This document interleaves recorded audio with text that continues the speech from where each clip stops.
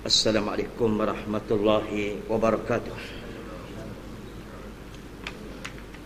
Alhamdulillahirabbil alamin wa bihi nasta'in wa la udwana illa 'alal zalimin.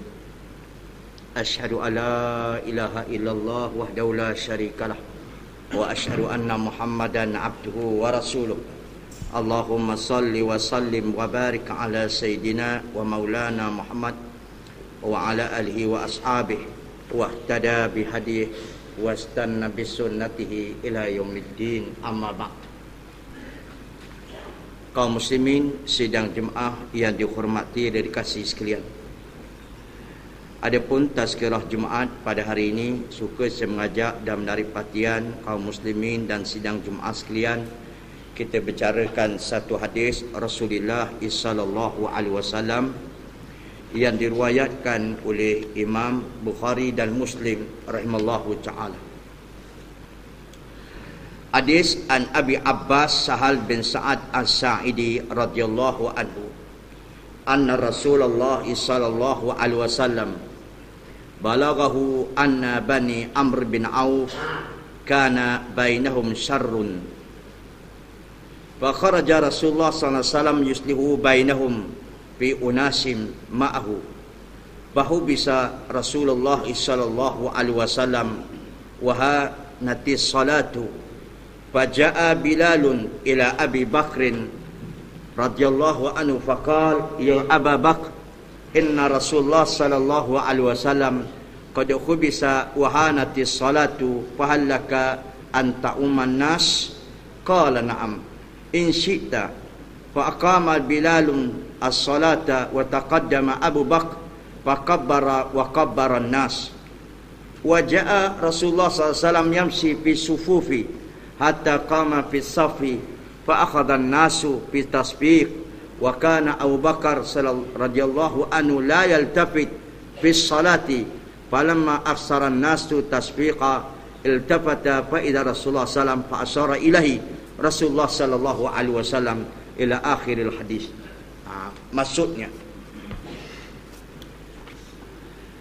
daripada Abi Abbas Sahal bin Sa'ad As-Sa'idi radhiyallahu anhu katanya, telah sampai ke pengetahuan Rasulullah sallallahu alaihi wasallam berita bahawa di kalangan Bani Amr bin Auf terjadi perkesengketaan di antara mereka.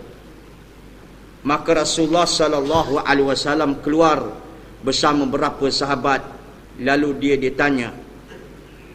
Selepas menyelesaikan persengketaan tersebut dan sampai waktu mendirikan sembahyang asar, lalu datanglah Bilal kepada Abu Bakar dan berkata, wahai Abu Bakar, sudikah engkau menjadi imam? Kerana Rasulullah sudah lewat pada waktu yang biasa. Lalu kata Abu Bakar, kalau engkau setuju, aku boleh jadi imam. Maka dikomatkan. Maka Abu Bakar pun jadi imam dan bertakbir. Tiba-tiba Rasulullah sallallahu alaihi wasallam datang. Orang pakat bertepuk tangan. Maka Abu Bakar tidak memperdulikannya. Tetapi kerana bertepuk tangan itu acap kali, maka Abu Bakar pun terus berpaling. Rasulullah SAW beri isyarat kepada Abu Bakar suruh meneruskan solat. Lalu Abu Bakar pun turun dan bertakbir, mengucap bertakbir. Lepas tu kaum Rasulullah pun naik. Dan setelah mana Rasulullah selesai solat, lalu Nabi bertanya kepada para sahabat, kenapa kamu apabila berlaku satu perkara dalam solat kamu bertasbih, iaitu bertepuk tangan, sedangkan tepuk tangan itu untuk wanita saja? Berlaku dalam solat, katakanlah subhanallah. Dan kenapa wahai Abu Bakar, kata Nabi, setelah mana aku mengisyarat pada kamu terus meneruskan solat, kamu tidak mau?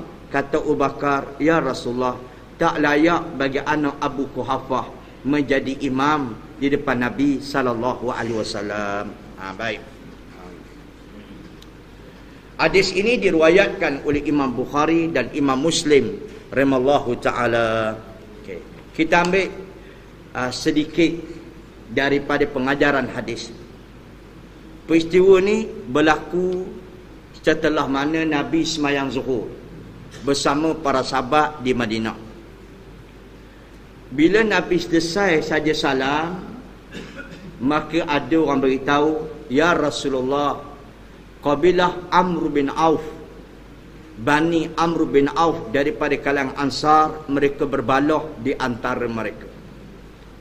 Lalu Nabi terus bangun. Nabi tidak zikir lepas solat. Nabi tak buat pun ba'diyah zuhur. Lalu Nabi terus pergi tempat berbalah itu. Di sini satu dalil nak menunjukkan kepada kita, Nabi mengajar dahulukan yang mana lebih aula. Kalau kita baca satu kitab yang dikarang oleh Dr. Syekh Al-Qardawi, mengata Yusuf Al-Qardawi, dipanggilkan Fiqhul Awwaliyat.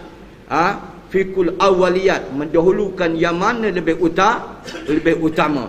Jadi kerana menyelesaikan masalah orang ni lebih utama daripada zikir, lalu Nabi tinggalkan. Menyelesaikan masalah orang ni adalah wajib. Dan yang kedua, Nabi pun pergi selesai. Ini satu contoh. Bila ada orang balah kaum muslimin, wajib kata menyelesai. Jangan ada orang balah menambahkan perbalahan. Ini jadi masalah dia. Di zaman Rasulullah dulu, tuntunan Nabi SAW, bila ada orang balah je, maka ada orang nak menyelesaikan perbalahan ni. Itu sunnah. Berlainan dengan zaman kita.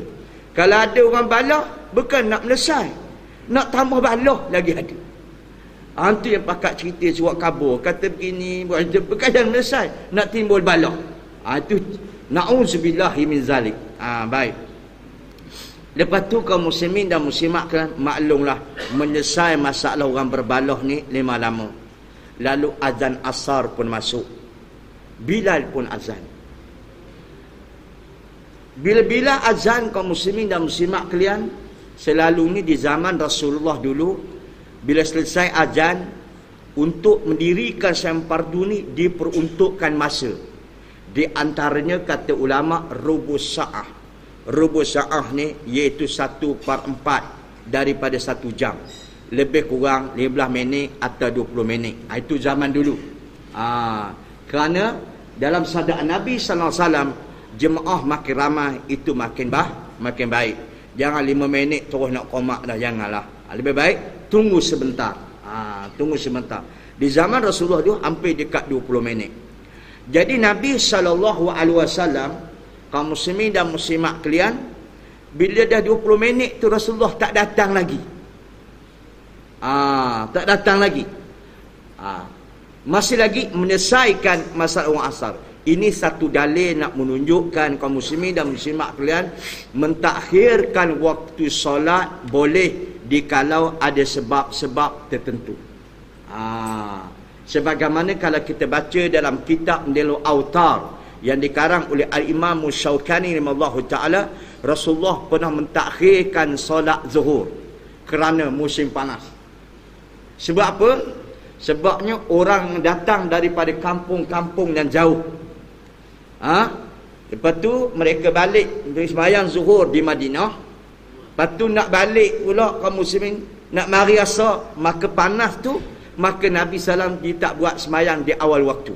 Nabi menterakhirkan sedikit waktu zuhur. Jadi orang datang pada kampungnya jauh, dia tak balik, dia terus tunggu waktu asar. Di sini satu dalil kaum muslimin, tidak mengapa kalau ada satu masalah kita melewatkan waktu solat. Boleh. Baik. Kan dalam bab makan tu ada, bab makan ni mudah faham. Kata Nabi SAW, la salata bihaddati ta'am.